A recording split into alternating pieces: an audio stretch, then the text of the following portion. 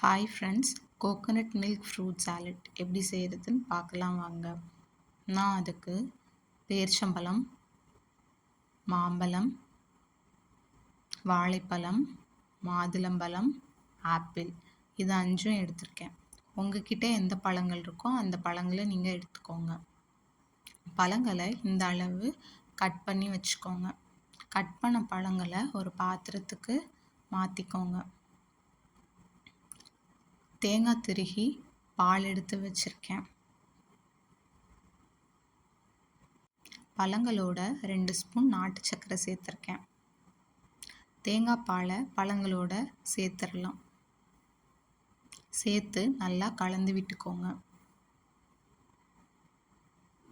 ஹெல்தியான coconut milk fruit salad தயாராகிடுச்சு. நீங்களும் ட்ரை பண்ணி பாருங்கள். தேங்க்ஸ் ஃபார் வாட்சிங்.